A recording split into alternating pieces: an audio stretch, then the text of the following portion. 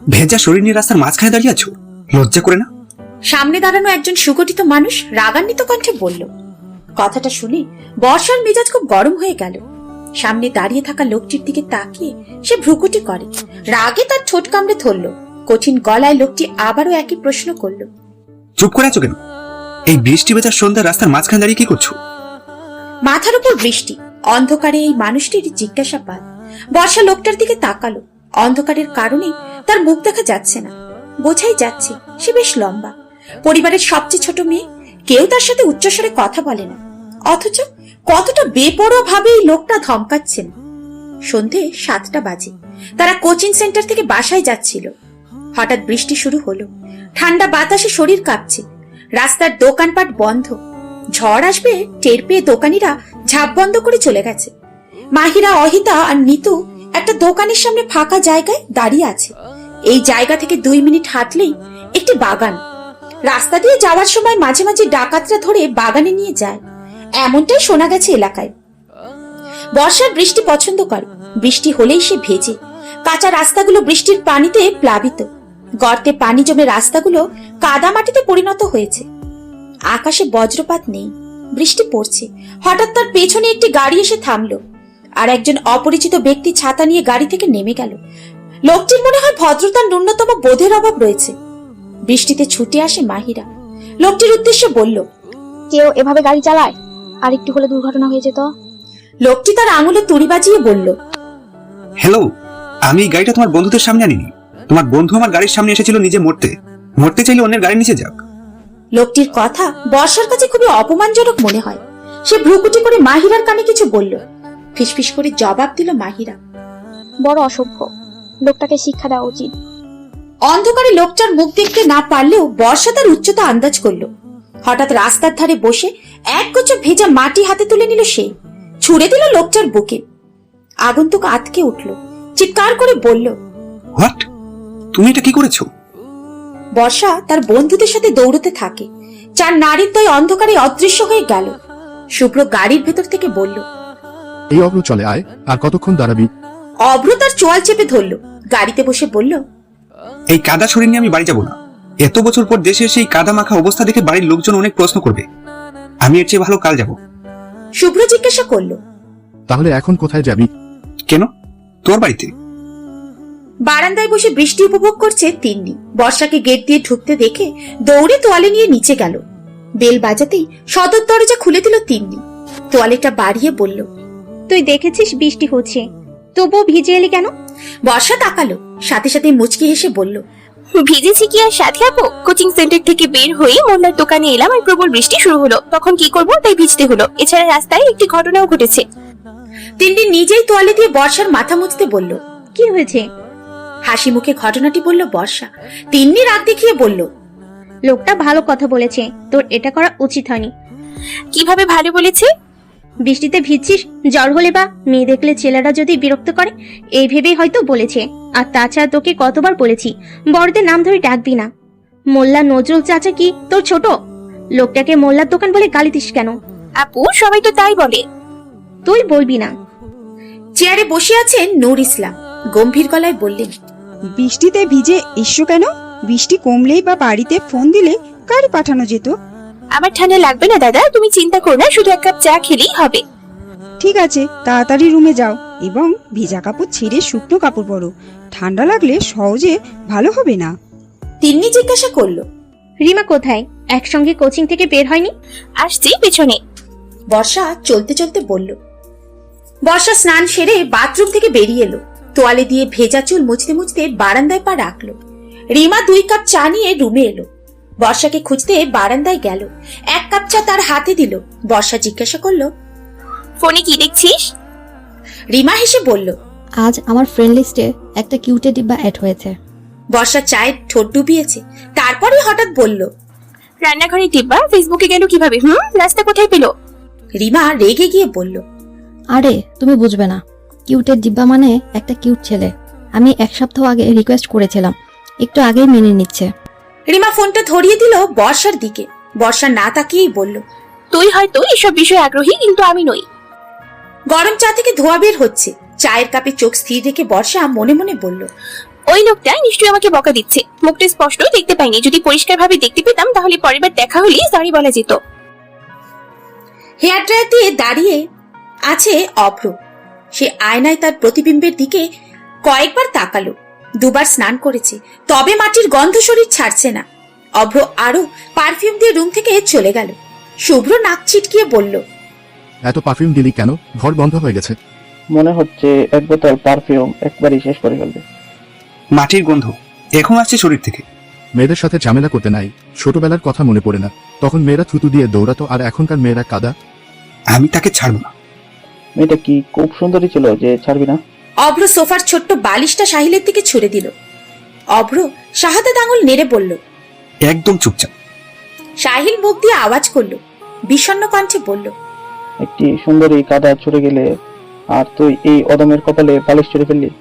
শুভ্র বলল, তুই আজ বাড়ি যাবি না, বাড়িতে ফোন কর এবং তাদের জানা, তারা হয়তো অপেক্ষা করছে। অভ্র সোফায় বসে বলল, দেশে আসবো সেটা কেউ জানে না, সবাইকে সারপ্রাইজ দেবো ভেবে এয়ারপোর্টে তোদের আসতে বলেছিলাম। সাহিল মুচকি হেসে বলল, আর মেয়েটা তোকে সারপ্রাইজ করেছে। খান পরিবারের বড় ছেলে সরফরাজ খান অভ্র দেশে ফিরেছে। তার উপস্থিতি বাড়ির সবাইকে অবাক করে।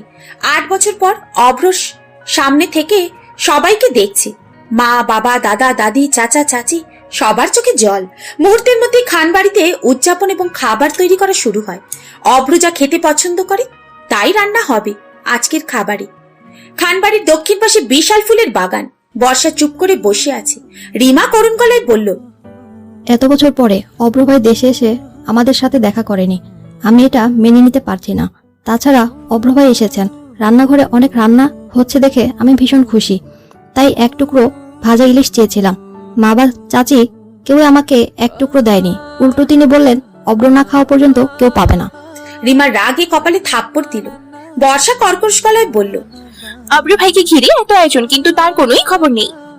কিছুক্ষণ পর গেট দিয়ে 3টে ছেলে ঢুকলো।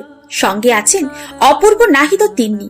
রিমা ভ্রুকুটি করেছে, ভাবুক কণ্ঠে বলল, অব্রভাই ছোটবেলায় খুব মোটা ছিল, এখন হয়তো স্লিম ফিট। বর্ষা হাসলো, বলল, সে এত মোটা ছিল যে হাঁটলে পড়েই যেত। কথাগুলো বলার সাথে সাথে বর্ষার চোখের সামনে টেবিলে শক্ত হাত রাখলো একজন। শব্দটা এতটাই জোরে হলো যে বর্ষা চমকে গেল। তিন্নি এসে পাশেই দাঁড়ালো। অভ্র তার দিকে তীক্ষ্ণ দৃষ্টিতে তাকিয়ে বলল, এই বুনো মেয়ে এখানে কি করছে? ও তো ছোট চাচার একমাত্র মেয়ে, আর তার এই বুনো মেয়ে।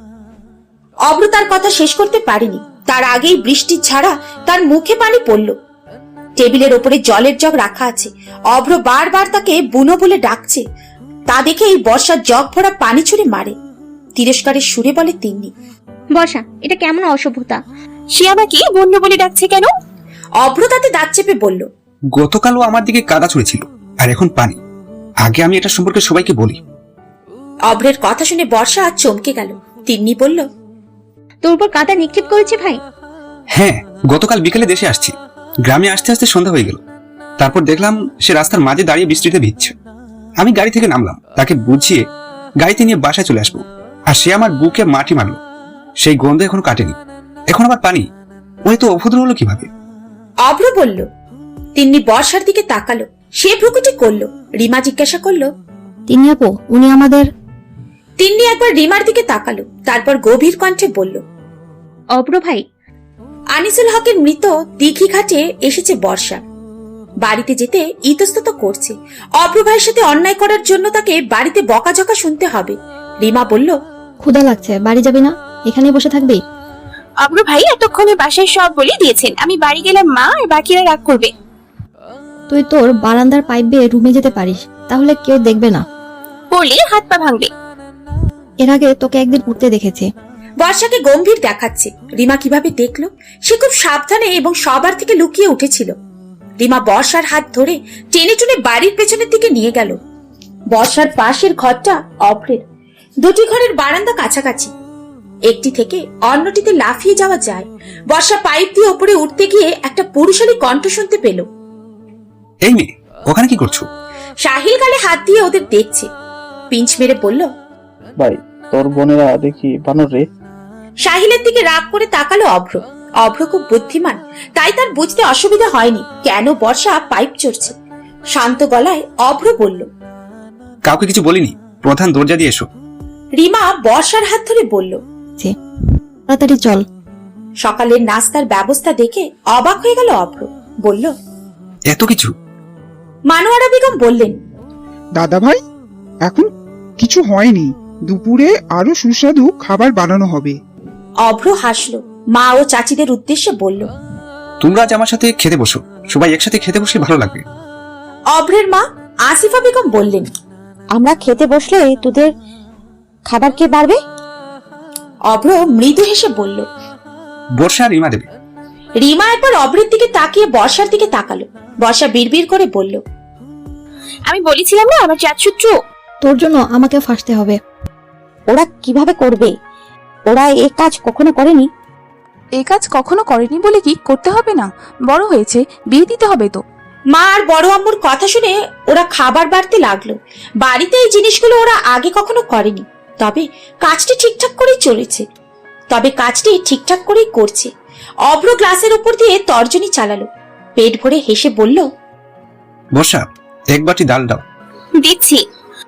দুপুরে খাওয়ার পর ঘুম খুব ভালো হয়। পর্যাপ্ত ঘুম পেলে মন সতেজ থাকে। ঘুম পূর্ণ না হলে শরীর অলস হয়ে যায়।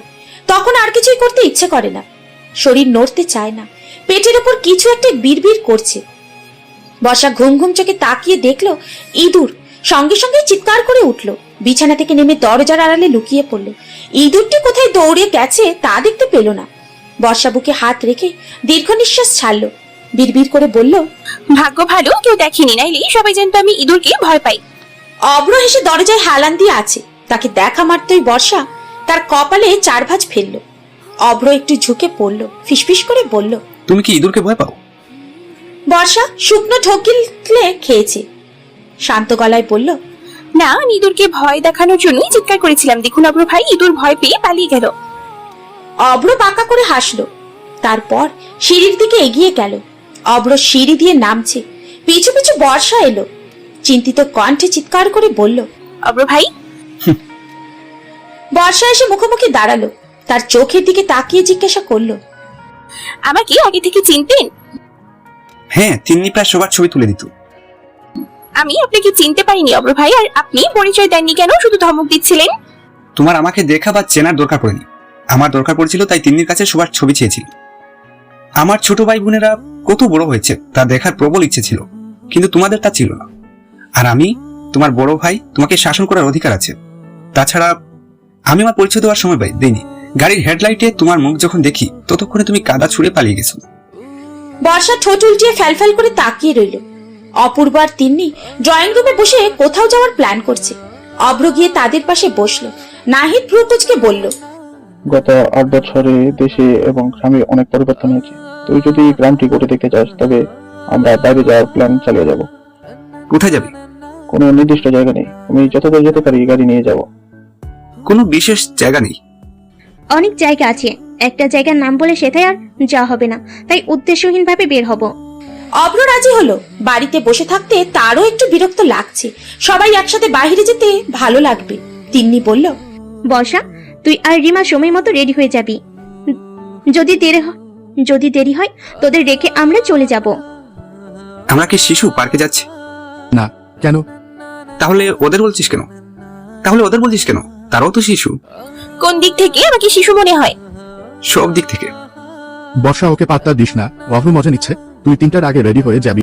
তুই ওর পিছু পড়েছিস কেন? যারা কোথায় কোথায় রেখে যায় তাদের রাগাতে অনেক মজা। বর্ষা মায়ের কাছ থেকে একটা সাদা শাড়ি নিয়ে এসেছে। আঁচল মাটিতে হামাগুড়ি দিচ্ছে। কোমর পর্যন্ত চুল খোলা রেখে হালকা সেজে নিল। বাড়ির সামনে গাড়ি অপেক্ষা করছে। রিমা বর্ষাকে ডাকতে এলো। তাড়াতাড়ি চল, তিন্নি আপু ডাকছে, আর একটু দেরি হলে চলে যাবে। আমার হয়ে গেছে, চল। তোকে অনেক সুন্দর লাগছে, যদি কেউ নজর লাগিয়ে দেয়। মার খেতে চাস? রিমা জোরে হেসে উঠল। মকসবিল মাজু খান এসে গাড়ি থেকে নেমে যায়। বিলটির অবস্থান গাজীপুর কালিয়াকৈর উপজেলার মৌচাক ও মধ্যপাড়া ইউনিয়নে। মক্সবিলে 16হাটি, তালতলি, হাটুরিয়াচালা এলাকা ও তুরাগ নদীর 3টি পয়েন্ট দিয়ে দূর দূরান্ত থেকে আসা পর্যটকদের নিয়ে শত শত নৌকা, মোটরবোট, মিনিবোট চলাচল করে। সবচেয়ে বড় এই বিলের বুকে রঙিন নৌকায় ভরে আছে। বর্ষা সাঁতার জানে না, তাই সে নৌকায় উঠবে না।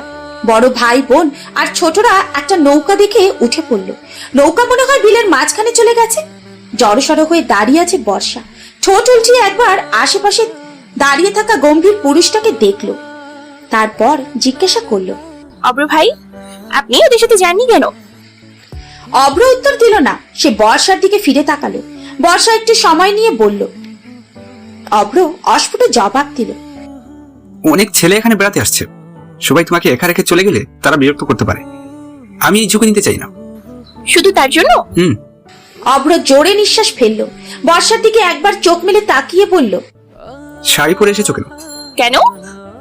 তুমি শাড়ি পরেছো বলে ওরা তোমার দিকে তাকিয়ে আছে। শাড়িতে মেয়েরা সহজেই পুরুষের নজরে আসে। বর্ষা এদিক ওদিক তাকায়, তারপর মাথা নিচু করে। অব্র তার জ্যাকেট খুলে বর্ষার কাঁধে রাখলো, ঠিক করে পরিয়ে দিতে দিতে বলল, শাড়ি পরে আর বের হবে না। বর্ষা ডান দিকে মাথা নাড়ল, এর অর্থ ঠিক আছে। নিচু গলায় জিজ্ঞাসা করলো অব্র, কিছু খাবে? আইসক্রিম। বর্ষা হাসি মুখে জবাব দিল। অব্র দুটো আইসক্রিম এনে বর্ষার দিকে বাড়িয়ে দিল। বর্ষা খুশিতে হাসলো, মৃদুস্বরে বলল, অব্র, আইসক্রিম খুব বেশি পছন্দ? হ্যাঁ। নানা রকম ফুলের গাছ, প্রতিটি গাছে ফুল ফুটেছে। সকালে এবং সন্ধ্যায় গাছগুলিতে নিয়মিত জল দেওয়া হয়। বর্ষা ঝাঁঝরি দিয়ে গাছে পানি দিতে লাগলো। অব্র এসে পাশে দাঁড়ালো, তারপর জিজ্ঞাসা করলো, ফুলের বাগান কি করেছে? আমি? ও, এটা নে, ধর। কি? আইসক্রিম সবার জন্য আনা হয়েছে, আর এটা তোর। আমার হাতে কাদা লেগে আছে। আমি ফ্রিজে রাখছি, মনে করে খাবি। আচ্ছা। বর্ষা হাত মুখ ধুয়ে রুমে এলো। বিছানায় আরাম করে বসে ফোন স্ক্রল করছে। হঠাৎ আইসক্রিমের কথা ভেবে সে নিচে নেমে ফ্রিজের দিকে এগিয়ে গেল। ফ্রিজে আইসক্রিম নেই। বর্ষা ভালো করে খুঁজেও পেল না। তখন দেখলো তার বড় বোন মুন্নি আইসক্রিম খেতে খেতে এগিয়ে আসছে। বর্ষা তাকে ডেকে বলল, এই আপু, আইসক্রিম কোথায় পেয়েছো? এটা ফ্রিজে ছিল। ও বড় মা, তোমার মেয়ে আবার আইসক্রিম খাচ্ছে। এটা কি তোর ছিল? আমি জানতাম না। এখন কাঁদিস না, আমি তোকে আরেকটা এনে দেব। এখানে কি হচ্ছে? আর তোর পড়ালেখা নেই? মুন্নি আপু আমার আইসক্রিম খাচ্ছি, সে আমারটা খাবে কেন? ভুল করে খেয়ে ফেলেছে। তুই এখন পড়তে যা, আমি অপূর্বকে দিয়ে তোর জন্য দুটো আইসক্রিম আনিয়ে রাখবো। একটাও লাগবে না। তুই কি ছোট? ওর আইসক্রিম খেতে হবে কেন? আমি জানতাম না যে আইসক্রিম বর্ষার। ভেবেছিলাম এটা একটা বেশি হয়েছে বলে ফ্রিজে রেখেছো। রাত 8টা। বাড়ির সবাই খাবার টেবিলে বসে অপেক্ষা করছে। অব্র এখনো নামছে না। পাপিয়া বেগম বললেন, বর্ষা, হ্যাঁ মা? অভ্রকে ডেকে নিয়ে আয়, সবাই তার জন্য অপেক্ষা করছে। ছেলেটা এত দেরি করছে কেন? যাচ্ছি।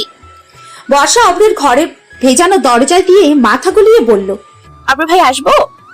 ভেতর থেকে একটা আওয়াজ এলো, কি চাই? সবাই রাতে খাবার টেবিলে আপনার জন্য অপেক্ষা করছে। এত তাড়াতাড়ি ডিনার? বসা, ভেতরে আয়, তোর জন্য আমার থেকে একটা উপহার আছে। বর্ষা খুশি হয়ে ঘরে ঢুকলো। অব্র বাড়ির সবার জন্য যে উপহার নিয়ে এসেছিল সকালেই তাদের দিয়েছে, শুধু বর্ষাকে দেয়নি। সে বলেছিল ওটা অন্য ব্যাগে আছে, বের করে পরে দেবে। বর্ষা অধীর আগ্রহে তাকিয়ে আছে। অব্র বলল, চোখ বন্ধ কর, তারপর হাত বাড়া। বর্ষা তাই করে। অব্র হাসলো, তারপর বলল, চোখ খুল। বর্ষা অবাক হলো। রান্নার পাত্র, চপস্টিক, কারি চামচ, কাঁটা চামচ সহ একটি বাক্স। বর্ষা হতভম্ব চোখে অব্রর দিকে তাকিয়ে জিজ্ঞাসা করলো, এগুলো কি? আমি তোর জন্য এগুলো কিনেছি, কারণ তুই ঘরের কোনো কাজ পারিস না। কাল থেকে রান্না করবি। অব্র ভাই, আপনি খুব খারাপ, আমার এই সব দরকার নেই। খাওয়া শেষ করে দাদার কক্ষে গেল। নূর ইসলাম আজকাল বেশি অসুস্থ থাকেন এবং তিনি মৃত্যুর আগে তার স্ত্রীকে নিয়ে হজ করতে চান। তার 3 ছেলে বেশ গম্ভীর হয়ে বসে আছেন। বড়জন বললেন, আমি সব ব্যবস্থা করছি, আর পাসপোর্টের জন্য একবার তোমাদের চৌরাস্তায় যেতে হবে। দাদা দাদি একা যাবে কি করে? দাদার শরীর ভালো থাকে না। আমি তাদের সাথে যাব। বর্ষা যখন রুমে এলো তখন রাত 10টা। অন্ধকার ঘরে আলো জ্বালিয়ে পেছনে ফিরতেই বর্ষা অবাক হয়ে গেল। বিছানায় একটি উপহারের বক্স রাখা। দরজায় ছিটকানি দিয়ে বাক্সটা হাতে নিয়ে কোলে রাখলো। তারপর বাক্সটি খুলল। বর্ষার চোখের সামনে প্রথমে যে জিনিসটি ভেসে উঠল তা হলো ছোট্ট অক্ষরে লেখা একটি নোট। তিন্নির মুখ থেকে শুনেছি তুই সাদা শাড়ি খুব পছন্দ করিস। তোর জন্য এই শাড়িটা কিনতে 2 দিন সময় লেগেছে। চিরকুটটা একপাশে রেখে বাক্স থেকে শাড়িটা বের করলো বর্ষা। তারপর শাড়িটা কাঁধে রেখে আয়নার সামনে দাঁড়ালো। প্রতিবিম্বের দিকে তাকিয়ে সে বোঝার চেষ্টা করলো তাকে কেমন লাগছে। দুর্বোধ্য হাসির রেখা ফুটে উঠলো গালে। পছন্দ হয়েছে? বর্ষা পুরুষ কণ্ঠ শুনে চমকে উঠল। ডানে বায়ে তাকিয়ে দেখলো অভ্র দরজায় হেলান দিয়ে বারান্দায় দাঁড়িয়ে আছে। বর্ষা ভ্রুকুটি করলো, জিজ্ঞাসা করে, অব্র ভাই এখানে এলেন কি করে? যদি পড়ে যেতেন? হ্যাঁ খুব। বারান্দায় ঝাঁপ দিয়ে। আমি পড়বো না। সকালবেলা সূর্যের সোনালী রশ্মি পৃথিবী জুড়ে ছড়িয়ে পড়ে।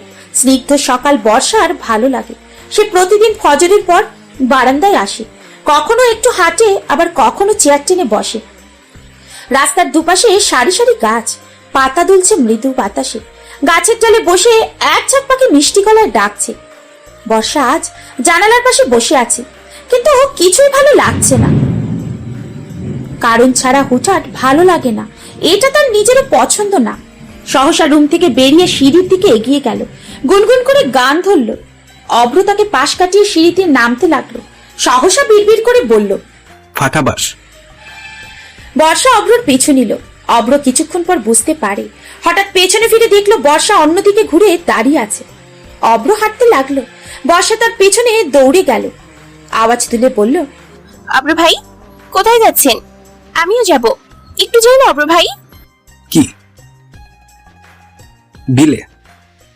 না, ওখানে মেয়েদের কোনো কাজ নেই। এত অনুরোধের পর অভ্র বর্ষাকে রেখে আসতে পারেনি। তারা একসাথে হাঁটা শুরু করলো। বর্ষা এদিক ওদিক তাকিয়ে দেখলো ভোরবেলা বাহিরে অনেকেই হাঁটছে। কেউ কেউ নদীর পাড়ে বসে গল্প করছে, আর বিলে মানুষের আনাগোনা তেমন নেই। বর্ষা হঠাৎ বলে উঠল, অব্র ভাই একদিন কি হয়েছিল জানেন? কি হয়েছে?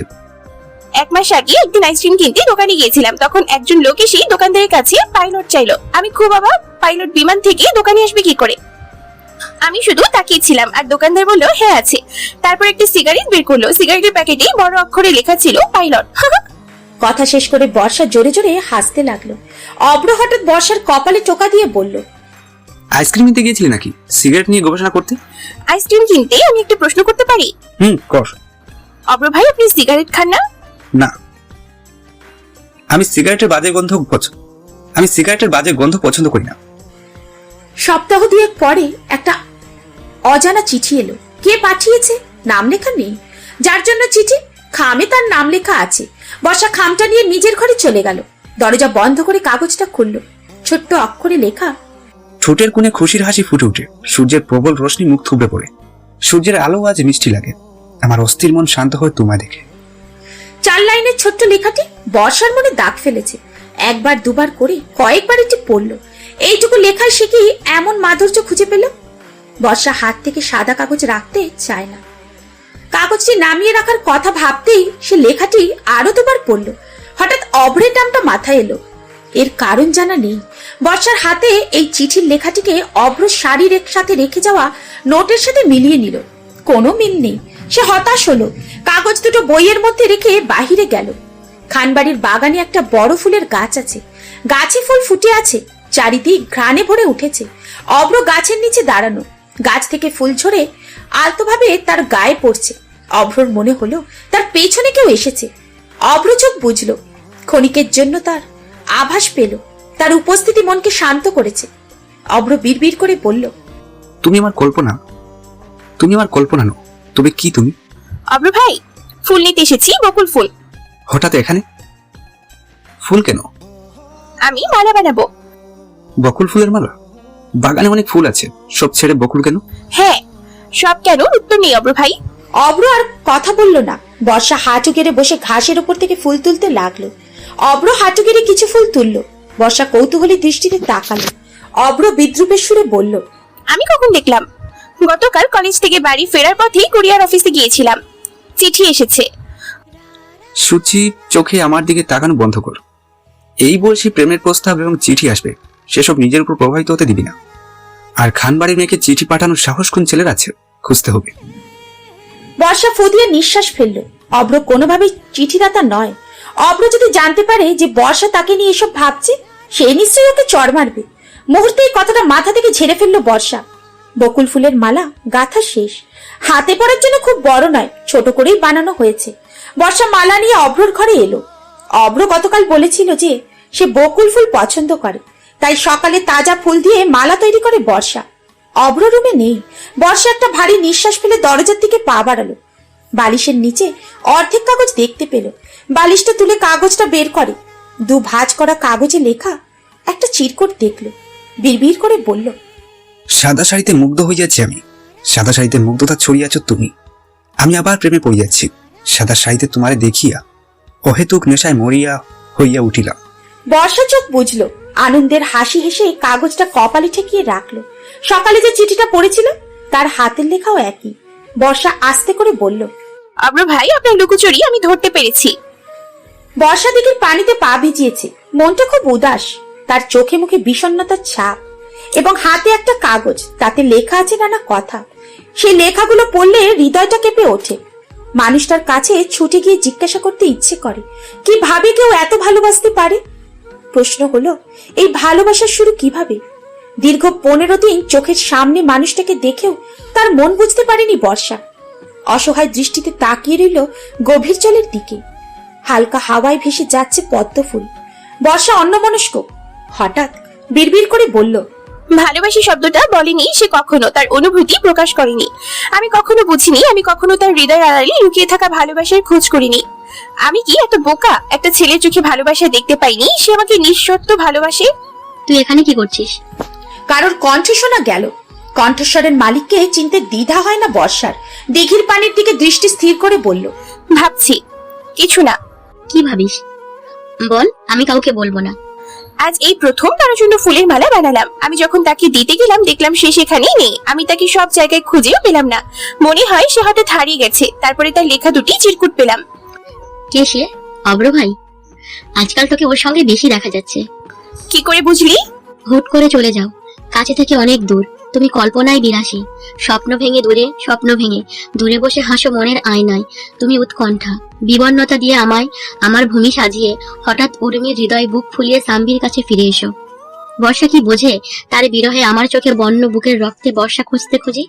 অস্পৃশ্য প্রেমে ডুবে হারিয়ে যাওয়া মুগ্ধতার টানে কারোর নাগালে থাকা অস্তিত্বকে সে কি একটু বর্ষা ভাসছে নিলে? বৃষ্টির কথা শোনো, তীরে ভেসে থাকা বৃষ্টির হৃদয় কি চায়? অশান্তিতে সময় কাটছে তোমায় ছাড়া। তোমার সাদা শাড়ির আঁচল মেলে আজ বর্ষা আসে না। শেষ ট্রাম গেলে বর্ষা হয়ে যায় শেষ। বর্ষা তোমার জন্য চঞ্চল মন পাগল। এক নিপুণ স্পর্শে তুমি ভেঙেছো মনের দেয়াল। বর্ষা, তুমি দূরে তীরে বসে হাসছো। তোমার কথা ভেবে আমি খাতায় ভরে ফেলি অবুঝ সব লেখায়। দুঃখ সময় শুধু কষ্ট পেতে শেখায়। বর্ষা, তোমার হাত ধরে হাঁটতে চাই। নরম হাতের কোমল ছোঁয়া আপনাকে অস্থির করে তুলবে। বুকের মধ্যে অবিরত চোখের পাতা ছুঁয়ে গেলে আলিঙ্গনে নিজেকে হারিয়ে আবার সুখী হতে চাই। বর্ষায় বৃষ্টি হোক, সব অঙ্গে শীতল ছোঁয়া যাক। তোমার মাঝে আমি আমার মন হারাই। তোর অব্র ভাই তো খুব ভালো লিখেছেন। তার সামনে আমি কি করে যাব? অব্র ভাই এখনো কিছু বলেনি, সেজন্য তুই এমন আচরণ করবি যেন তুই কিছুই জানিস না। তুই অপেক্ষা কর, সে অবশ্যই ভালোবাসার কথা বলবে। তুই কিভাবে বুঝলি এটা তোর জন্য লেখা হয়েছে? তোকে উৎসর্গ করে লেখা নেই। এখানে অনেক বর্ষা লেখা আছে। এতক্ষণ পড়েছিস কি গাধি? হ্যাঁ, এটা ছাড়া হয়তো পরে বলবে আমি ছাড়ার জন্য নামটা একসাথে লিখেছি। আগে পেয়েছি কিন্তু বুঝতে পারিনি। দিঘির ঘাট থেকে উঠে অজানা রাস্তা ধরে হাঁটছে বর্ষা। ব্যস্ত সময় পার করেছে শহর। রাস্তায় 2 বা 3টা রিক্সা ও অটো চলছে। মস্তিষ্ক শূন্য লাগছে। রাস্তার 2 পাশে বড় বড় নারকেল গাছ, এক পাশে ধান ক্ষেত। রাস্তার পাশে একটি কুকুর ঘেউ ঘেউ করছে। বর্ষা হতাশা কাটাতে সে ধান ক্ষেতের আইল ধরে হাঁটতে শুরু করে। সে জানে না কোথায় যাচ্ছে। সম্বিত ফিরলে চারিদিকে অন্ধকার।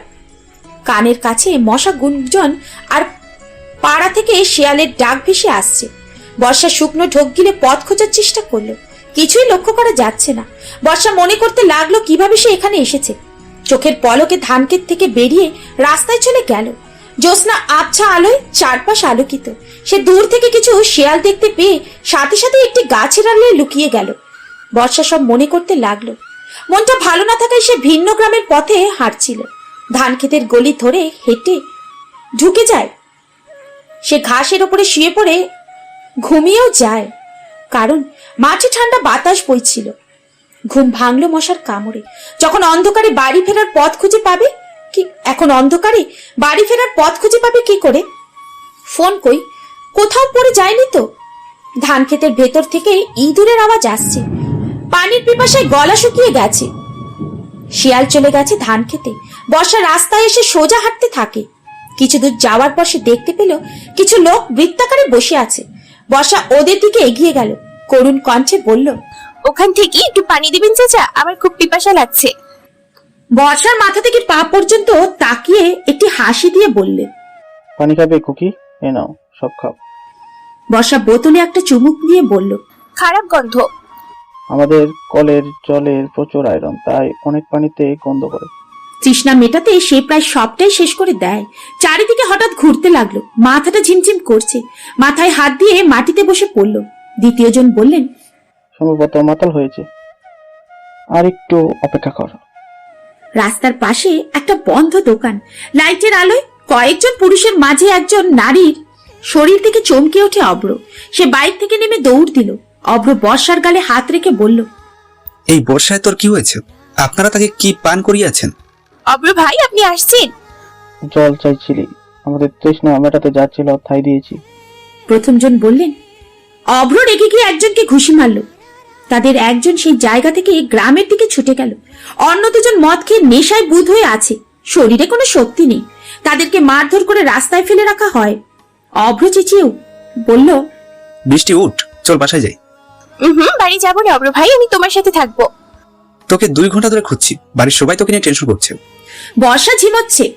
অভ্র প্যান্টের পকেট থেকে ফোন বের করলো। বর্ষার ফোনের লোকেশন এখনো কাছেই দেখাচ্ছে। বাড়িতে কল দিল। পাপিয়া বেগম ফোন রিসিভ করেন। অভ্র তাদের জানায় যে সে বর্ষাকে খুঁজে পেয়েছে। এরপর নেটওয়ার্কের জন্য কল কেটে যায়। অভ্র বর্ষাকে পাজা কোলে নিয়ে বাইকের দিকে হেঁটে যাওয়ার সময় লোকজন তাকে ঘিরে দাঁড়ায়। তৃতীয় ব্যক্তি ইতিমধ্যে মাতব্বর ও গ্রামের কয়েকজনকে মিথ্যে বলে তার সঙ্গে নিয়ে এসেছে। মাতব্বর তাদের কথা না শুনে গ্রামে নিয়ে আসেন। অভ্রকে চেয়ারে বেঁধে বর্ষাকে মাটির ঘরে বন্দি করে রাখা হয়। মাতব্বর ফজল মিয়া প্রচন্ড ক্ষুব্ধ। তার গ্রামে এমন খারাপ কাজ সে মেনে নিতে পারে না। অবৈধ সম্পর্ক করা যুবক যুবতীতে লোকজন ধরেছে বলে তাদের আহত করেছে।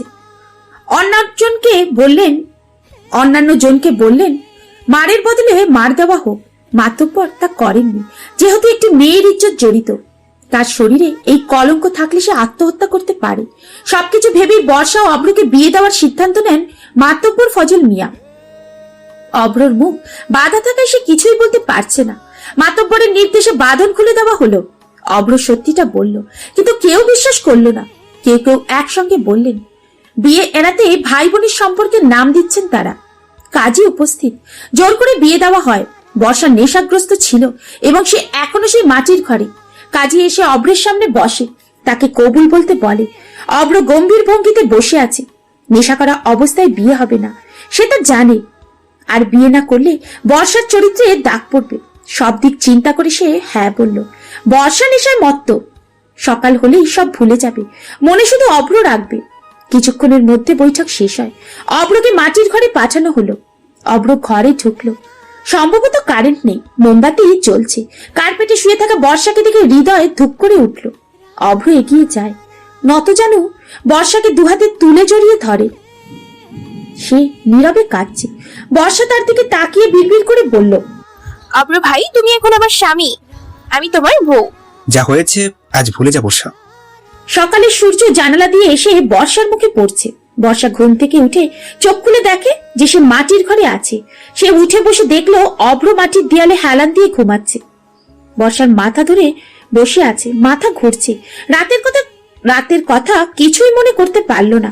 বর্ষা উঠে অভ্রর পাশে বসে অভ্রকে ঠান্ডা গলায় ডাকতে থাকলো, অব্র ভাই।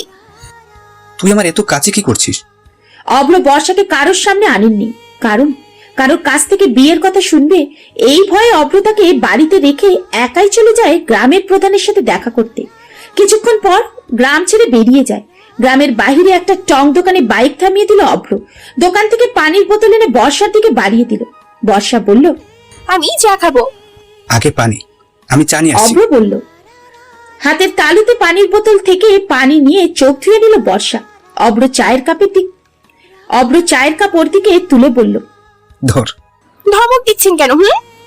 তোর জন্য আমি সেই মাটির ঘরে সারা রাত বসে মশার কামড় খেলাম। ধমকাবো না তো কি করবো? কে বলেছে একা একা বাইরে ঘোরাঘুরি করতে? শুক্রিয়া আদায় করুন অব্র ভাই, আপনি চোর বলি মার খাননি। পাগলি। ভাই অব্র, জানো আমার ইচ্ছা পূরণ হয়েছে। কি? সকালের সময় রং দোকানে বসে চা খাওয়া। এটা কেমন ইচ্ছে? কেন, এটা স্বপ্ন বা ইচ্ছে হতে পারে না? আমরা মেয়েরা এখানে মনে এই ছোট ছোট ইচ্ছেগুলো যত্ন করে রাখি। বাড়ি ফিরে আরেকটা সমস্যার সম্মুখীন হতে হলো। বর্ষার উপর তার বাবা রাগান্বিত, পাপিয়া বেগম কাঁদছেন। অব্র তার বুদ্ধি দিয়ে বিষয়টি সমাধান করে। নূর ইসলাম গম্ভীর হয়ে বসে আছেন। বর্ষাকে বারণ করে ফের একা বের না হওয়ার জন্য। স্নান সেরে কিছুক্ষণের মধ্যে বেরিয়ে এলো বর্ষা। কলেজে যেতে হবে, হাতে বেশি সময় নেই। পুরোপুরি প্রস্তুত হয়ে নেমে আসে, বড়দের সঙ্গে খেতে বসলো। অব্র নেই। বর্ষা জিজ্ঞাসা করলো, মা কোথায় অব্র ভাই? সারা রাত জেগেছিল, তাই এখন ঘুমাচ্ছে। বর্ষা আর রিমা একসাথে বেরিয়ে গেল। বর্ষা হাঁটতে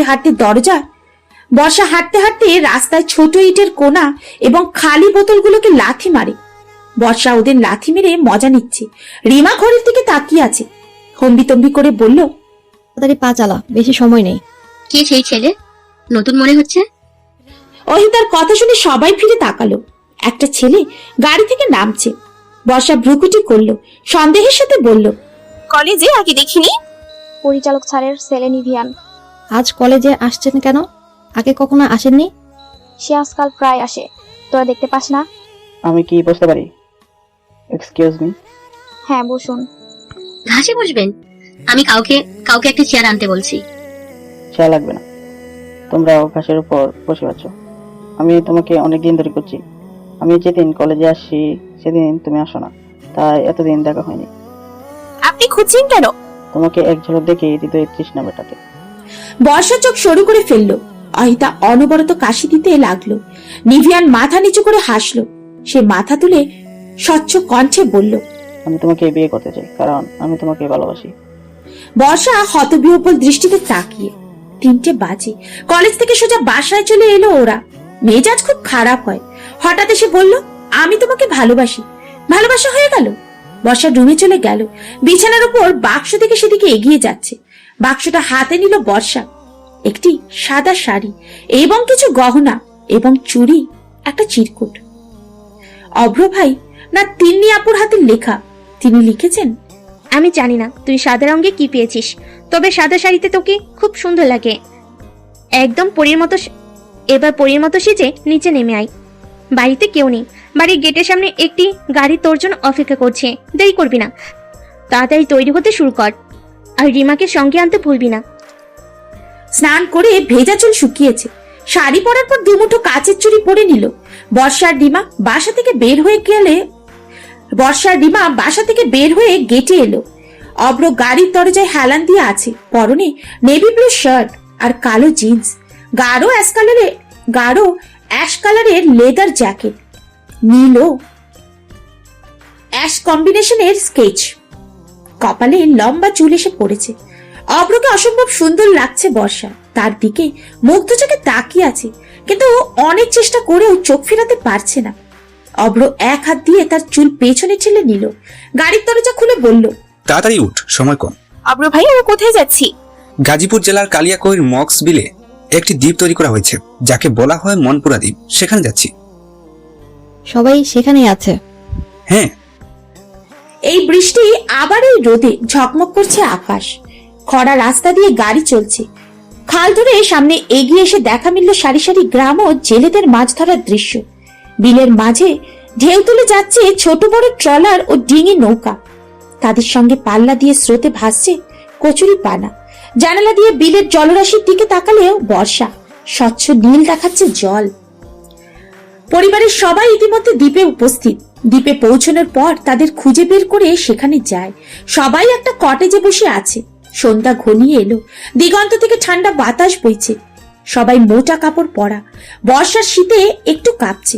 অভ্র লক্ষ্য করলো, শীতের শরীর থেকে জ্যাকেটটা খুলে বর্ষার কাঁধে রাখলো। সবার থেকে দূরে শুকনো কাঠ দিয়ে আগুন জ্বালানো হয়। আগুন জ্বালায় অপূর্ব। নাহিদরা একটা বৃত্তাকারে সেখানে বসলো। আজ বর্ষার জন্মদিন এবং সে ভুলে গিয়েছিল। সবার উপস্থিতিতে কেক কাটা হয়। নাহিদ তার গাড়িতে গিটার নিয়ে এসেছে। অভ্রর কণ্ঠ খুব ভালো, সে খুব ভালো গান গায়। অপূর্ব নাহিদ একটা গান করতে অনুরোধ করলো। মুন্নি আর তিন্নি এসে বসলো। অভ্র গিটার দিকে বলল, তোরা কি প্রস্তুতি নিয়ে আসছিস? যেহেতু সুযোগ এসেছে হাতছাড়া করবো কেন? নাহিদ বলল। বর্ষা হাঁটুতে মুখ চেপে বসেছে, তার চোখ অভ্রের দিকে স্থির। গিটারের সুরে গান গাইতে শুরু করলো অভ্র। সবাই মুগ্ধ হয়ে গান শুনল। শান্ত মনোরম পরিবেশ, ঠান্ডা হাওয়ায়, সামনে আগুন জ্বলছে। আগুনের লাল হলুদ আলোয় অভ্রের মুখটা স্নিগ্ধ লাগছে। গানটি বর্ষার হৃদয় ছুঁয়ে গেল, কিন্তু গানের পেছনের অর্থ বুঝতে পারেনি। বাসায় ফিরে রাত 9টা বাজে। বর্ষা তার ঘরে আয়নার সামনে দাঁড়িয়ে আছে। তার প্রতিবিম্বের উদ্দেশ্যে করা গলায় জিজ্ঞাসা করলো, ভালোবাসায় এত লুকোচুরি কেন? বলা যায় না মুখোমুখি দাঁড়িয়ে? নিভিয়ানের মতো সাহস না থাকলে রূপে পড়ে লাভ কি? বালিশের সাদা খাম দেখে বর্ষা ভ্রুকুটি করলো। সে এগিয়ে গিয়ে খামটা হাতে নিল। নতুন নোট। সে বিভ্রান্ত হয়ে বসে রইল, যেন এক লাইনে সব কষ্ট লিখে ফেলেছে অভ্র। তোমার বিরহে আমার বুকে ব্যথা হয়। চারিদিক অন্ধকার, চোখে একটু তন্দ্রা। হাতে একটা চিরকুট নিয়ে বারান্দায় এলো বর্ষা। ক্লান্ত শরীর বিশ্রাম নিতে চায়। মন উকি দেয় পাশের বারান্দার অন্ধকার ঘরে। জ্যোৎস্নায় আকাশে আচ্ছন্ন। চাঁদনি রাতে নীরব আকাশে জ্যোৎস্না মেলায় ভরা চাঁদ। বর্ষা রুমে এলো, বিছানায় শুয়ে আছে। বিড়বিড় করে বলল, অব্র ভাই, আর কত ঠোঁটে হাসি নিয়ে বুকের মধ্যে বিষাদ রাখবেন? সকাল 9টা বাজে। মতি বাজার থেকে কিছু ইলিশ মাছ নিয়ে এসেছে। মাছ কাটতে বসেছেন আসিফা বেগম ও পাপিয়া বেগম। অব্র বাইরে থেকে এসেছে। সে তাদের পাশে বসে জিজ্ঞাসা করলো, 4টা মেয়ে থাকতেও সব কাজ তোমরা করো কেন? তোমাদের তাদের দিয়ে কাজ করাও। শ্বশুর বাড়ি গেলে তো কাজ করবেই, বাবার বাড়িটা একটু সুখ করো। শ্বশুর বাড়ি যেও কাজ করবে না, সে সময় আরো আলসেমি করবে। ওরা কি করছে? ঘুমাচ্ছে। সকাল 9টা বাজে এখনো ঘুম? ওয়েট, আমি তাদের ঘুমের ব্যাঘাত ঘটাচ্ছি। হঠাৎ গালে ঠান্ডা লাগছে। বর্ষা চোখ তুললে অবাক হয়ে জোরে চিৎকার করতে লাগলো। ইলিশ মাছ হাতে নিয়ে অভ্রর পেছনে ছুটল সে। অভ্র দৌড়াতে শুরু করে সিঁড়ি বেয়ে নেমে এলো। মা আর চাচির পেছনে দাঁড়িয়ে গেল। পাপিয়া বেগম ধমক দিয়ে বললেন, কি হচ্ছে? মাছ নিয়ে ছুটছো কেন? মায়ের প্রশ্নের উত্তর দিল না বর্ষা। আসিফা বেগম তাকে উদ্দেশ্য করে বলল, বলো আম্মু, অব্র ভাইকে কিছু বলবা? আমি ঘুমাচ্ছিলাম, সে আমার মুখে ইলিশ মাছ ধরে রাখছিল। ছেলের দিকে তাকালেন আসিফা বেগম। সে জোরে বললেন, অভ্র, কয়েকবার ডাকার পরও ঘুম ভাগেনি। মাছ ধরতে হবে। মুন্নি বা তিনি রুমে নেই। তারা কোথায়? রিমিকেও দেখিনি। মুনিয়া রিমা বাজারে গিয়েছে, বলল কি কাপড় লাগবে, আর তিনি হাসপাতালে গেল। আজ শুক্রবার সকাল 9টা থেকে বিকেল 5টা পর্যন্ত হাসপাতালে থাকবে। শুক্রবার রোগীদের ভিড় একটু বেশি থাকে। হ্যাঁ, ভুলে গেছি। এই মাছ দিয়ে কি করবো? আমাকে দে, দুপুরে ভাজবো। মাছটি আসিফা বেগমের হাতে তুলে দিয়ে ক্ষোভে ফেটে পড়ল বর্ষা। হনহন করে চলে গেল। দুপুরের পর নূর ইসলামের মেয়ে নূর নাহার বিয়ের প্রস্তাবের কথা তুললেন। পাত্র বর্ষাকে খুব পছন্দ করে। নূর ইসলাম ভ্রুকুটি করলেন। বাড়ির বড় মেয়েরা এখনো বিয়ে করেনি, সেখানে ছোটটার সম্পর্কের কথা কিভাবে বললেন? তিনি সরাসরি না করলেন। অপূর্ব বলল, নানা ঠিকই বলেছেন মা, তাছাড়া বর্ষা এখনো পড়ছে, কলেজ পাশও করেনি, তার বিয়ে দিবে কিভাবে? ভালো ছেলে সবসময় পাওয়া যায় না। ছেলে ভালো, বংশ আছে, সমস্যা কি? এই বাড়িতে বিয়ে হলে বড় মেয়ে মুন্নি, তিনির বিয়ে আগে হবে, তারপর রিমা ও বর্ষার বিয়ে নিয়ে আলোচনা হবে। কিন্তু খান বংশের মেয়েরা যথেষ্ট ভালো, তাদের সাথে ভালো হবে ইনশাআল্লাহ। মেয়ে বড় হয়ে গেছে বলে বিয়ের প্রস্তাব আসবে বলে লাফালাফি করে বিয়ে দেওয়া যাবে না। বিয়ের সময় হোক, তখন দেখা যাবে। আর এসব বিয়ের কথা মেয়েদের শোনাবে না। বিয়ের কথা শুনলে মেয়েদের লজ্জা ভেঙে যায়। অপূর্ব বর্ষা থেকে উঠে দাঁড়ায়। অভ্র মাথা নিচু করে মৃদু হাসল। অপূর্ব অভ্রর থেকে 1 মাসের ছোট। ছোট ভাইয়ের কথা অভ্রর ভালো লাগলো। বিকালের রোদ চারিদিকে ঝলমল করছে। সাদা কামিজ, নীল ওড়না ও সালোয়ার পরে ছাদে আসে বর্ষা। অভ্রকে থেকে পা ধীর করে দিল। সে ঘুরে অভ্রের দিকে তাকালো। অভ্রও তাকায়। সে ভ্রুকুচকে কিছু জিজ্ঞাসা করলো, যার অর্থ কি? বর্ষা ঠোঁটে মৃদু হাসি নিয়ে ডান থেকে বামে মাথা নাড়ল, যার অর্থ কিছুই না। মুখে কিছু না বললেও তার অস্থির মন অভ্রের দিকে ছুটতে থাকে, কিন্তু তার মুখটা খুব শান্ত। বর্ষা প্রায় স্বপ্ন দেখে। চোখের পাতায় ঝিকিমিকি করছে স্বপ্নের দর্শন। মাতাল হয়ে সে একটি ঘরে বসে আছে এবং তার চারপাশে বসে থাকা বেশ কয়েকজন মহিলা তার দিকে তাকিয়ে আছে। কাজীর সামনে বসে আছে, বিয়ে পড়াচ্ছেন। বরের নাম অভ্র এবং তারপরেই স্বপ্ন গভীর হয়। সে নিজেকে অভ্রের বুকে উপস্থাপন করে। বর্ষা অভ্রর মুখোমুখি হতে চায়, জানতে চায় কেন সে এমন স্বপ্ন দেখছে।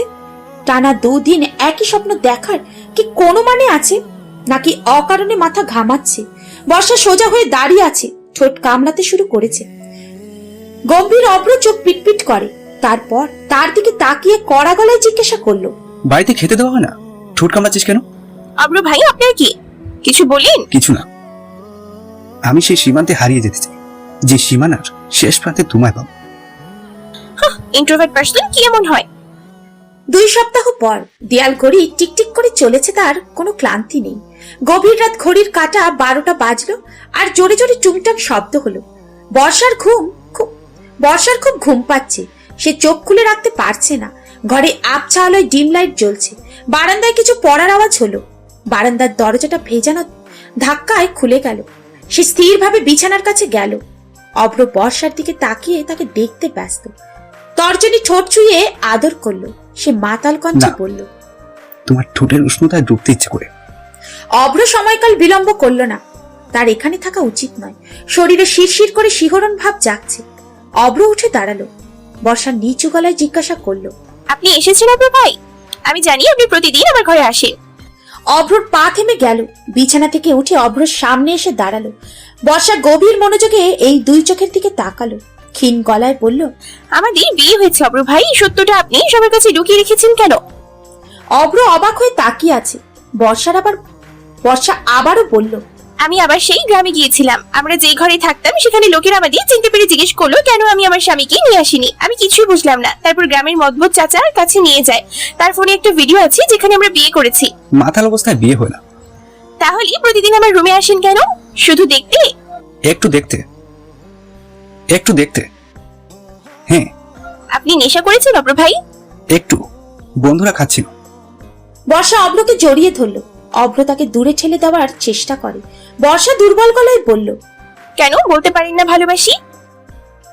ভালোবাসা যা ছুঁয়ে দিলেই ম্লান হয়ে যায়। বজ্রপাতের শব্দ কানে এলো এবং মুষলধারে বৃষ্টি শুরু হলো। বর্ষার সাথে সাথে অভ্রর বুকে মুখ লুকালো। অভ্র তার মাথায় হাত রাখে এবং তার মুখ ওপরে তুলে ধীরে ধীরে তার ঠোঁট স্পর্শ করে। অভ্র তার নরম ঠোঁটে গভীরভাবে চুমু খেলো। অভ্র তার কানের কাছে ঠোঁট তুলে প্রফুল্লের হাসি দিয়ে ফিসফিস করে বলল, প্রণয় চলবে হানি? একটা ছোট চড়ুই অনেকক্ষণ খোলা আকাশে উড়ে বেড়াচ্ছে। অভ্রর ঘরে যাওয়ার জন্য বারান্দার দরজা খোলা পাখিটি ভুলে উড়ে গেল রুমে। বের হবার উপায় না পেয়ে সে কিচিরমিচির শব্দে ডাকতে লাগলো। সিলিং ফ্যান নেই, এসির তাপমাত্রা খুবই কম। অভ্র তন্দাচ্ছন্নে চোখে উঠে বসলো। বিছানার পাশে সুইচ বোর্ডটা চেপে ঘরের লাইটটা জ্বালিয়ে দিল। ছাদের চারপাশে উড়তে থাকা পাখিটি একসময় নিচে নেমে আসে, দেয়াল ঘেঁষে দাঁড়ালো। অভ্রকে দেখে বুকটা কেঁপে উঠলো তার। অভ্র মৃদু হাসলো। বিছানা থেকে উঠে পাখিটাকে ধরলো। 2 হাতে পাখি নিয়ে বারান্দায় এলো। তারপর ছেড়ে দেওয়া হলো খোলা আকাশে। উড়তে উড়তে পাখিটি একবারে ফিরে তাকালো। অভ্র ভ্রুকুচকে মেঝের দিকে তাকালো। কাল রাতে কি বৃষ্টি হয়েছিল? সে এভাবে ভ্রুকুচি করলো। বারান্দার মেঝে ভেজা। অভ্র পাশের বারান্দার দিকে তাকিয়ে দেখলো দরজা বন্ধ। ব্যাপারটাও ততটা গায়ে মাখলো না। রুমে ফিরে এলো। হলুদ টি শার্ট পরে আয়নার সামনে দাঁড়ালো। বিছানায় ফোন ভাইব্রেট করে বাজছে। একটা বিদেশি নাম্বার স্ক্রিনে ঝলকাচ্ছে। অভ্র ফোন রিসিভ করলো। সে দৃঢ় এবং গম্ভীর গলায় জিজ্ঞাসা করলো, কি হলো আবার? আমাদের 4 জন লোককে ওরা নির্মমভাবে মেরেছে বস। আমরা কি করব? আমি কিছুই বুঝতে পারছি না। আপনি জরুরি ফ্লাইটে আসুন। তুমি যে গ্রুপে থাকো, যত তাড়াতাড়ি সম্ভব আসার ব্যবস্থা করছি। অভ্র কল কেটে দিল। সে আলমারির কাবার্ড থেকে পাসওয়ার্ড নিয়ে কারোর অজান্তেই দ্রুত বাসা থেকে বের হয়ে যায়। মায়ের চিৎকারে জেগে ওঠে বর্ষা। সে বন্ধ দরজার উপাস থেকে চিৎকার করে। বর্ষা চোখ খুলে চারিদিকে তাকালো। স্পষ্ট কণ্ঠে বলল, মা, অপেক্ষা আর ডেকো না, আমি উঠে গেছি। শরীর নিয়ে বিছানা থেকে উঠতে পারছে না। শরীর ব্যথা। হঠাৎ এমন ব্যথার কারণ? ঘুম কাটেনি। গামছাটা কাঁধে নিয়ে বাথরুমে গেল। শরীরে পানির ছিটা পড়তে এসে ছিটকে উঠল। শরীর খুব জ্বলছে। সে তার জামা একটু নামিয়ে ফেলল এবং নখ ও কামড়ের চিহ্ন দেখতে পেল। তার ফর্সা শরীরে কিছু অংশ লাল হয়ে গেছে। মাথায় হাত দিয়ে মেঝেতে বসলো বর্ষা। গত রাতের কথা একটু মনে পড়ে তার। ভেজা শরীর নিয়ে বাথরুম থেকে বেরিয়ে রুমে চলে গেল। ঘরটা খালি। অভ্র রাতে তার রুমে ছিল, তাহলে এখন কোথায়? বারান্দার দরজার দিকে এগিয়ে গেল। ভেজা দরজা অভ্র কখন রাতে গেল সে খেয়াল করেনি। বর্ষা বাথরুমে ফিরে গেল। তারপর দাঁত কিরমির করে এবং জ্বলন্ত সংবেদন সহ্য করে গোসল করলো। বর্ষা আয়নার সামনে দাঁড়িয়ে ঠোঁটের দিকে তাকালো। নিচের ঠোঁট ফুলে গেছে এবং সামান্য কাটা। দীর্ঘ নিঃশ্বাস ফেলে চুপচাপ বসে রইল। বিছানার এক কোণে অভ্রের শার্ট পরে আছে, ওটা তুলে নিয়ে আলমারিতে রাখলো। ঘন ঘন নিঃশ্বাস নিয়ে মনকে শান্ত করে ঘর থেকে বেরিয়ে গেল। সকালবেলা সবাই তাদের কাজে ব্যস্ত, বর্ষাকে কেউ খেয়াল করেনি। সে একটা গভীর শ্বাস নিল। দিন শেষ হয়ে রাত আসে, অভ্রের খোঁজ পাওয়া গেল না। 2 মাস হয়ে গেছে দেশে এসেছে, আগে এমনটা করেনি। বাড়ির সবাই তাকে নিয়ে চিন্তিত, ফোন বন্ধ। এলাকার ছেলেপুলের মাধ্যমে অনুসন্ধান করা হয়, তার কেউ খোঁজ দিতে পারেনি। রাত তখন 10টা। 2 ছেলেকে নিয়ে থানায় যান নূর ইসলাম। নাহিদ তার বাবাকে নিয়ে আশেপাশে খুঁজতে গেল। বাড়ির মহিলাদের সঙ্গে বসে আছে আসিফা বেগম। ইতিমধ্যে অনেক চোখের জল ফেলেছেন তিনি সবে হাসপাতাল থেকে ফিরেছে। রাস্তার ধারে ল্যাম্পপোস্টের নিচে কেউ বসে আছে। তিনি ভ্রুকুটি করে গাড়ি থেকে নেমে এগিয়ে গেল। বর্ষা হাঁটু গেড়ে বসে আছে। একের পর এক গাড়ি চলছে। তিনি হাঁটু গেড়ে বসলো। তার হাত আলতো করে ছুঁয়ে দিল ওর মাথায়। বর্ষা হতবাক। সে মুখ তুলে বলল, অব্র ভাই। অভ্র কি হয়েছে? আপু, অব্র ভাইকে পাওয়া যাচ্ছে না। অভ্র তো বাঁচছে না, ফিরে আসবে। চল বাসায় যাই, সামনেই বাড়ি। হাঁটবি না কি গাড়িতে উঠবো? দাদা, বড় চাচু, বাবা থানায় গেছে। অপূর্ব ভাই, নাহিদ ভাই সব জায়গায় খুঁজছে, অব্র ভাই কোথাও নেই। ব্যাপারটা গুরুতর, কিন্তু এখানে বসে কিছুই বোঝা যাচ্ছে না। বর্ষাকে জড়িয়ে ধরে তিন্নি বাড়ির দিকে হাঁটা শুরু করলো। পুলিশ পরিদর্শক সারাফাত খানের বন্ধু সে অব্রকে খুঁজতে লাগলো। ড্রয়িং রুমে সবাই মাথায় হাত দিয়ে বসে আছে। অপূর্ব স্থির পায়ে সিঁড়ি দিয়ে নামলো। নানার পায়ের কাছে বসে নিচু গলায় বলল, অভ্র এশিয়ায় ফিরে গেছে। আমি অভ্রের রুম থেকে এসেছি, তার পাসপোর্ট আলমারিতে নেই। কাউকে কিছু না বলে ও চলে গেছে। তিন্নি ধর। সবার দৃষ্টি তখন তার দিকে। অপূর্ব একটা দীর্ঘ নিঃশ্বাস ফেলে বলল। বর্ষা করুণ গলায় বলল, না না, অব্র ভাই এভাবে যেতে পারেন না। সে গুম হয়েছে, কেউ তাকে তুলে নিয়েছে। কিছুক্ষণ পর হয়তো ফোন করে মুক্তিপণ দাবি করবে। বর্ষাকে স্বাভাবিক মনে হয়নি। অপূর্ব বসা থেকে উঠে গেল। বর্ষা জ্ঞান হারিয়ে পড়তে নিতেই অপূর্ব তাকে ধরে উচ্চকণ্ঠে বলল। 2 দিন কেটে গেল, অব্রকে খুঁজে পাওয়া যায়নি। অপূর্বর ধারণাই সঠিক। বিমানবন্দরে গিয়ে খবর নিয়ে আসেন বড় চাচ্চু। 2 দিন আগে বাংলার মাটি ছেড়ে বিদেশে বাড়ি জমিয়েছে অব্র ভাই। বন্ধ ঘরের লাইট নিভিয়ে রাখে বর্ষা। চোখ ফুলে গেছে, চোখের নিচে কালো দাগ হয়েছে। সময় মতো খাবার না খাওয়ায় শরীরে শক্তি নেই, একা চলতে পারে না, পা টলমল করে। হঠাৎ 2 হাতে মুখ চেপে কেঁদে উঠল। বর্ষা বারান্দার দেয়াল চেপে ধরে দাঁড়ায়। মেঘলা আকাশের দিকে চোখ রাখলো সে। কবিতার মতো করে ক্ষীণস্বরে কণ্ঠে বলল, তুমি চলে গেলে হঠাৎ কাছ থেকে দূরে। তুমি স্বপ্ন ভেঙেছো, বুকে বয়ে যায় চোখের নদী। বুকে রক্তপাত হলে কি হয় ক্ষতি। অস্পৃষ্ট ভালোবাসায় হারিয়ে যাই কারো অস্তিত্বের আকর্ষণে, পৌঁছানোর টানে। মরিচিকা সে, বজ্র বৃষ্টি ভিজে অঙ্গ আজ হেরে যাব। এশিয়ার একটি হাসপাতালে শুয়ে শেষ নিঃশ্বাস ত্যাগ করেন তাইফান। অভ্র মেরুদণ্ড টান টান করে তার পাশে দাঁড়িয়ে আছে। অভ্র তার চোয়াল শক্ত করলো। নিশানের উদ্দেশ্যে বলল, আমার যত লোকদের তারা মেরেছে আমি তার দ্বিগুণ মেরে ফেলব। বস, আপনি যান, আমরা তাইফানের শেষকৃত্য সম্পন্ন করব। হ্যাঁ বস। ওদের লোকের প্রতিটির গতিবিধির উপর নজর রাখো। একটি সুযোগও হাতছাড়া করা যাবে না। নিশান ইংরেজিতে বলল। অভ্র নিশানের কাঁধে হাত রাখল, একটু ঝাঁকুনি দিয়ে বলল। নিশান একজন দক্ষ সেনাপতির মতো কাঁধ নাড়ল। 9 তলার অ্যাপার্টমেন্টের বারান্দায় দাঁড়িয়ে আছে অভ্র। তার চোখ ঝাপসা হয়ে আসছে। বাড়ির লোকজনের কথা মনে পড়তেই হঠাৎ ড্রিঙ্কস করার কথা ভাবে সে। 2 পেগ খেতেই সেই রাতের দৃশ্যগুলো অভ্রর চোখে ভেসে উঠল। চোখ দুটো আগুনের মতো লাল।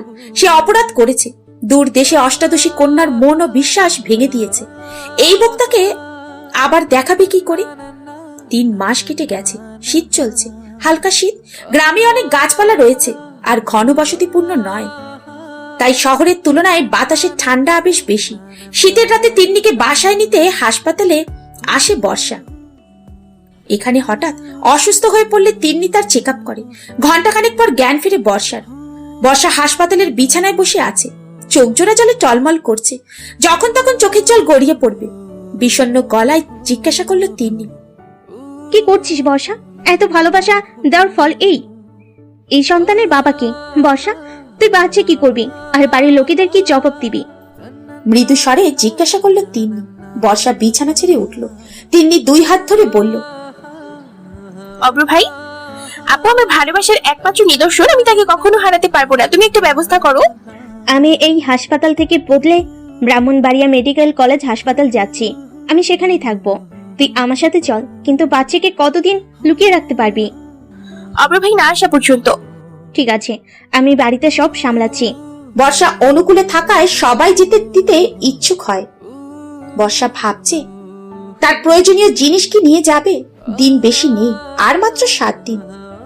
4 বছর পর গুটি গুটি পায়ে হাঁটতে হাঁটতে হঠাৎ পড়ে যায় অর্ণব। কাঁদনে সে হাঁটু বেঁকিয়ে উঠে বসলো। ময়লা তার গায়ে স্পর্শ করেনি। সে আবারও 2 পায়ে হাঁটা শুরু করে। রান্নাঘরে ঢুকে মিষ্টি গলায় ডাকলো, মা, আমি খাবো, আমি দাদার কাছে যাব। কি হয়েছে অর্ণব? 2 মিনিট দাঁড়াও অর্ণব, এটা হয়ে আসছে। অর্ণবকে নিয়ে বারান্দায় এসে দাঁড়ালো। বাহিরে বৃষ্টি হচ্ছে, বারান্দায় বৃষ্টির ফোঁটা পড়ছে। বাড়ির সামনে একটা গাড়ি দেখা গেল। তিন্নি ছাতা নিয়ে গাড়ি থেকে নামলো। বেল বাজানোর আগেই বর্ষা দরজা খুলে দিল। যদিও সে কিছুটা ভিজেছিল, তিন্নি অর্ণবকে কোলে তুলে নিল।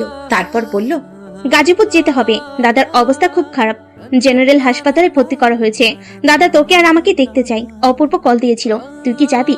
যদি যেতে চাস রেডি হয়ে আয়। কিছু হয়েছে দাদার?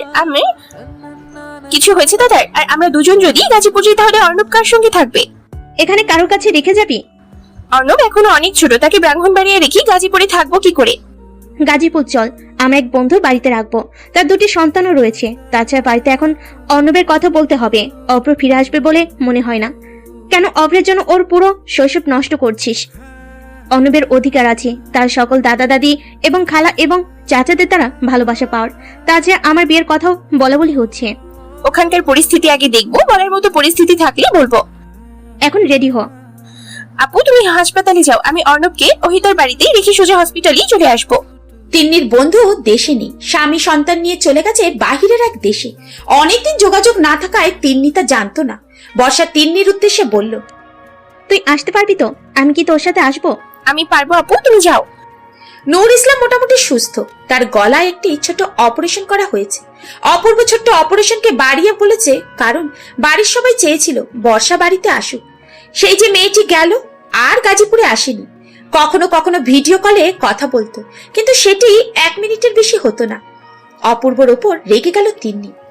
বেচারার উপর আর রাগ করিস না তিন্নি। হঠাৎ একজন পুরুষের কণ্ঠস্বর শুনে তিন্নি স্তম্ভিত হয়ে গেল। নিঃশ্বাস ভারী হয়ে উঠল। সে ফিরে তাকালো অব্রর দিকে।